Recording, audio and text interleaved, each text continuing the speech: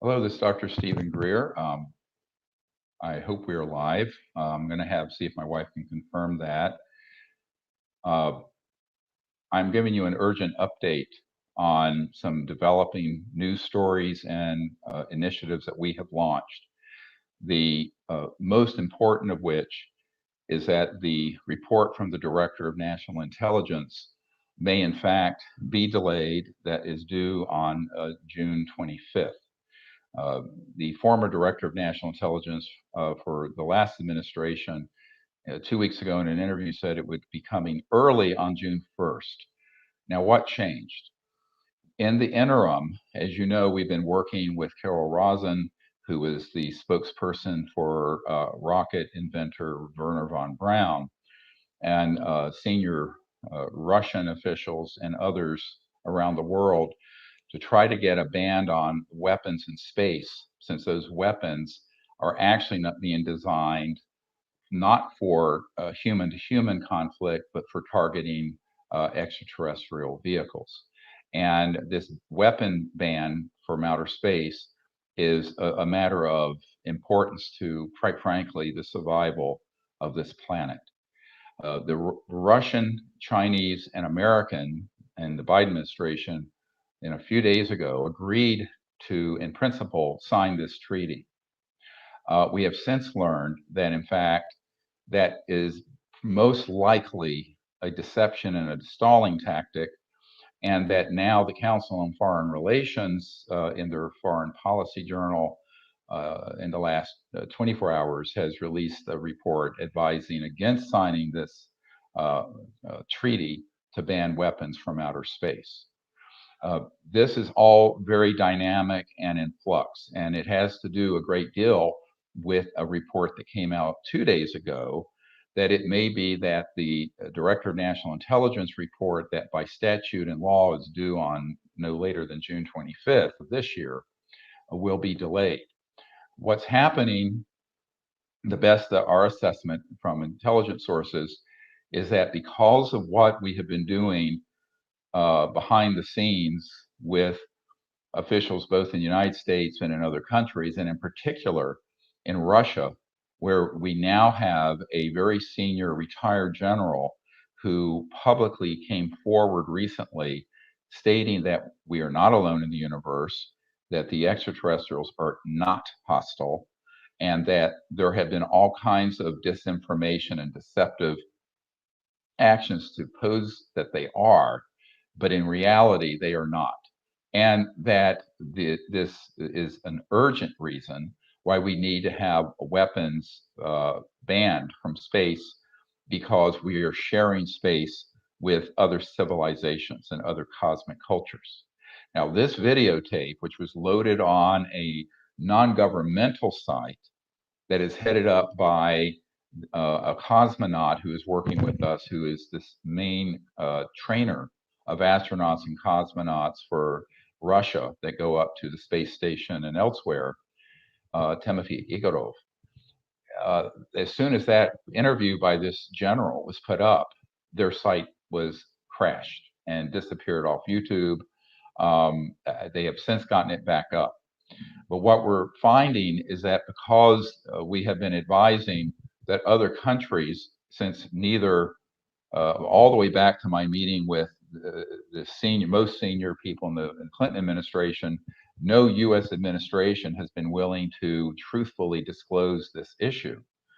But we know that the covert interests have authorized this report from the Director of National Intelligence, which will present this as a national security threat, quote unquote, which is completely false. The complete truth is the only threat that have come from UFOs have come from man-made ones. And as you know from following the research we have done, we have dispositive evidence, in fact, proof, that many of the UFOs that are seen are made by the Lockheed Martin Skunk Works, Northrop Grumman, Boeing, and other aerospace contractors. And we have many people on our team who have confirmed that. Additionally, we have a document signed in the handwriting and written in penmanship by the head of the Lockheed Skunk Works, who has confirmed that in 1986, when he wrote the letter, that UFOs were both ours, man-made, and, quote, extraterrestrial.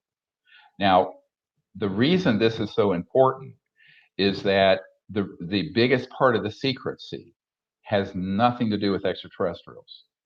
It has to do with the deceptive plans to use man-made UFOs to present a existential threat to the world. In other words, they want to set up a false flag operation that looks like War of the Worlds, where the whole thing is being orchestrated by covert man-made assets.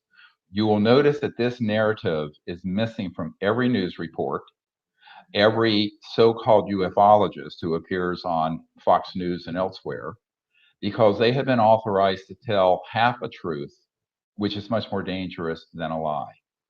Basically, what they're saying is, yes, the UFOs are real, and then they add the lie as follows. They cannot be ours because we don't know how they work. That's a big lie. And the other big lie is they're a threat to the national security, which is also a lie. So what they've done is create talking points that senators like Marco Rubio and others who have not been briefed appropriately or in detail yet on this and are using talking points generated by this criminal cabal of unacknowledged special access projects are just sort of parroting whatever it is that they're being told. The problem with that is it all preserves the element of surprise. What do I mean by this? What that means is that if the national military command structure, the White House, and most of the Senate, as well as most of the Pentagon and most of the CIA, do not know and have not been read into the existence of these sorts of technologies, which can be stage crafted, as they call it, and stage events that look alien, then anything that happens will be thought to be extraterrestrial when it is not. This is the heart of the secrecy. Not only are the technologies extraordinary and would save the world's biosphere and would give us an entirely new civilization without pollution or poverty, but by keeping it secret, it preserves their 70-year strategic plan, which was concocted in the 40s and 50s, to at some point play this card, as Werner von Braun told Carol Rosin, as the big threat from space that could unite the world around a militaristic totalitarian effort. That's what's happening. It's happening right now. It's unfolding before our eyes. And the fake disclosure that the government is planning may be delayed a little bit, but we can't count on it. So for that reason, we need your help on something that we have never done before. The director of Unacknowledged and Close Encounters of the Fifth Kind and his team and my team are doing an emergency open source documentary film. It'll be short, an hour, maybe a little longer, that will be called The Cosmic Threat, an expose. This is something we want to create and release by early June. Now, no one's ever done a feature film like this in less than 2 months, but we need to do it, and we need your help.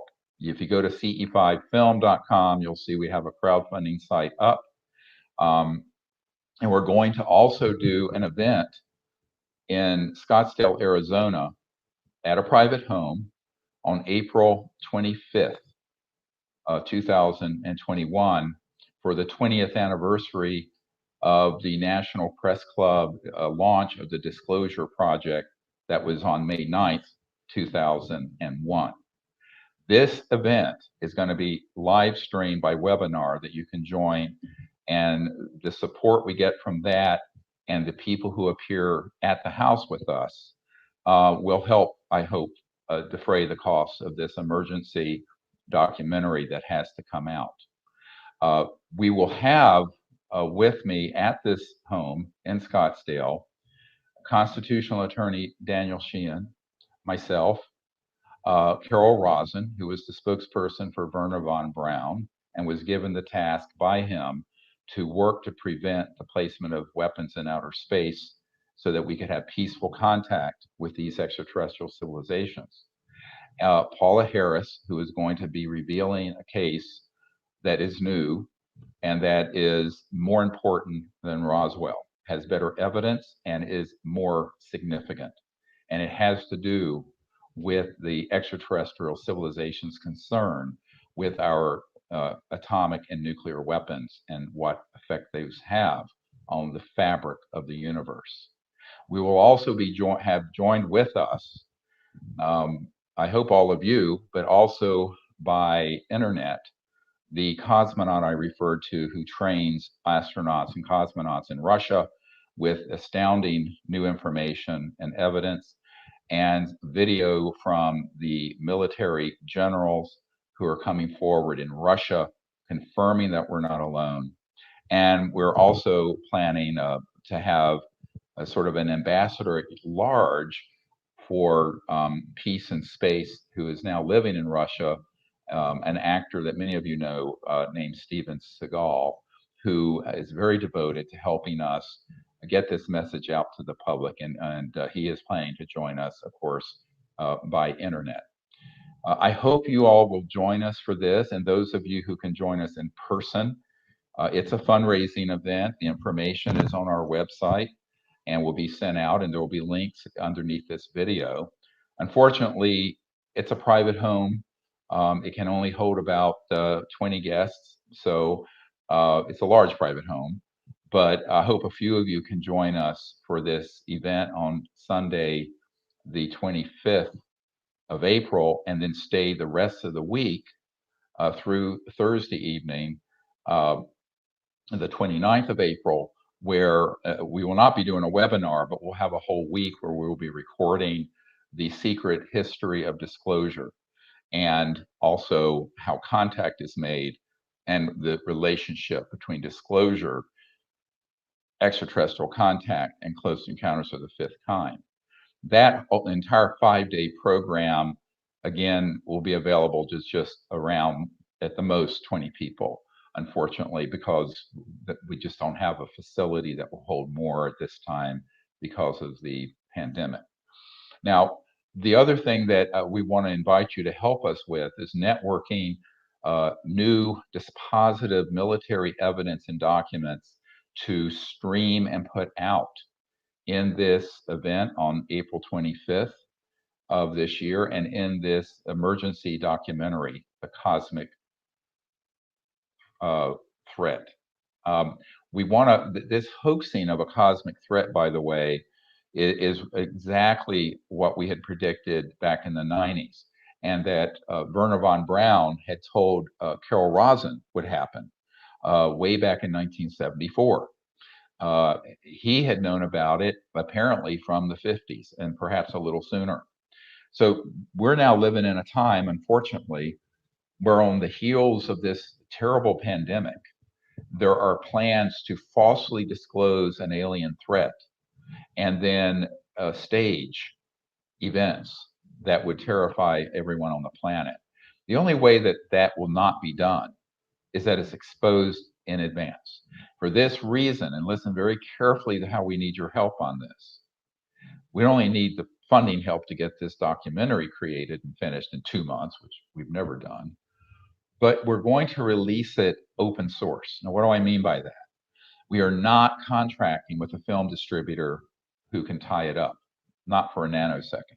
It will be released to everyone to be put on all their YouTube and other sites, BitChute, whatever it is, by everyone in the world. We will ask every celebrity supporter of universal peace, people like Demi Lovato and Danica Patrick and many other people who are very involved and concerned about what's happening, to put it out to their hundreds of millions of followers. And we're going to ask that each of you take it, you have my permission, put it on your site, on other sites, on everyone you know, and get it out there. We want at least 1 billion people by this summer to know what the truth about this is and to see this evidence.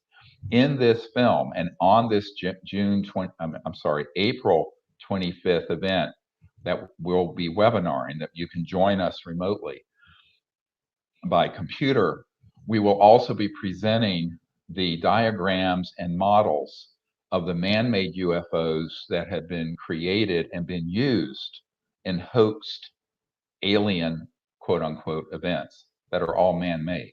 We will have that evidence there and it will be presented. So I hope you can help us not only create this emergency documentary, but also join us on April 25th on Sunday. But also, if you can come in person, just let us know. Again, it's a very small group because of the exigencies and limits of the pandemic. Uh, and that when we have this finished, be ready to receive it, download it, and put it on every site in the world, including Russia, China, India, all over the world. This cannot just be an American or European initiative. It must be global. Because at this point, we are simply running out of time to get this information out and to neutralize the threat. Now, how do you neutralize the threat? You expose their plans before they do it. Listen to just what I said. We must expose not only what they're doing, but how they're going to do it. What are the assets? What do those aircraft look like? How are they functioning? How might this unfold? We know this information. We have the technology information. We have the schematics. We have the people who worked on them and built them. And the really sad thing is that you have Mr. Radcliffe, who is the director of national intelligence, and Senator Marco Rubio specifically saying that these UAPs, which is, again, another fake word they've made up after UFOs, which also is a fake word. When they came up with UFOs, by the way, they already knew that they were both man-made and extraterrestrial, just as Ben Rich, the head of Lockheed, stated.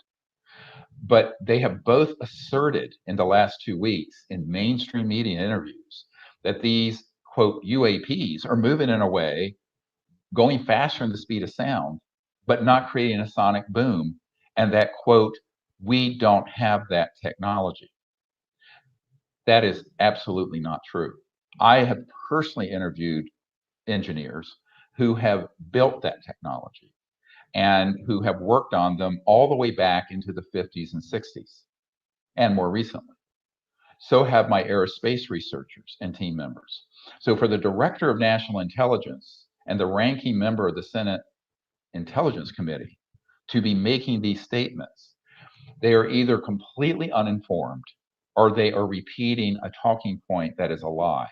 Either way, that is extremely dangerous because in the absence of the knowledge of the truth and the repeating of that lie by the mainstream media over and over and over again, the public is going to think any terrible thing that happens with something that looks like a UFO is quote unquote alien, when in fact it isn't. It is man-made, and it is part of an attempt to deceive the public and also to get a lot of funding. Recently, a member of my team was talking to Luis Elizondo, who was the gentleman who, of course, was at the Pentagon, was known as a master counterintelligence disinformation agent, who came out with the Tic Tac footage. And he said, quite frankly, and this was off the record, that they know that the extraterrestrials are not hostile, but that you cannot get funding for the defense industry and Pentagon unless there is, quote unquote, a threat. Subsequently, I was in a Clubhouse interview with George Knapp, who very honestly, and I commend him for this, said, look, you can't get money for dandelions and butterflies. What does that mean? We were talking about the fact that the only way you can get money and support for the defense establishment is that if there is a national security threat. It's all about power and money, my friends. And he said that that's why dandelions and butterflies, which was his sort of joking term about CE5 peaceful contact and making peace in space and having world peace, that you really can't grow the military industrial complex by trillions of dollars and unite the world around militarism, fascism, and what I call exo-racism, the hatred of other species, unless you present it as a threat. Unfortunately, that is a bit of cynical thinking, but it is unfortunately very Washington and very much about money and power. So I think that those of us who are concerned with peace, with the future of this planet for ourselves, our children, and our grandchildren, I'm expecting our 11th grandchild this year, that we really have got to step up the game because this is all coming to a head. And so I'm making this appeal to all of you to share this video with your friends and family. Go to ce5film.com and help support this initiative. Join us and join the webinar on April 25th for those 5 hours. It'll be very exciting. And those of you who can, if you can join us in Scottsdale, Arizona, for that 5-day period from April 25th until through April 29th, we would really love to have you there. It'll be fun. We'll have a great time. And we're all counting on everyone coming together who are ambassadors to the universe in peace and who want the truth out and want a future not of endless war, but a future of universal peace, because that is our destiny. Thank you very much, and I hope to see all of you soon. Bye-bye.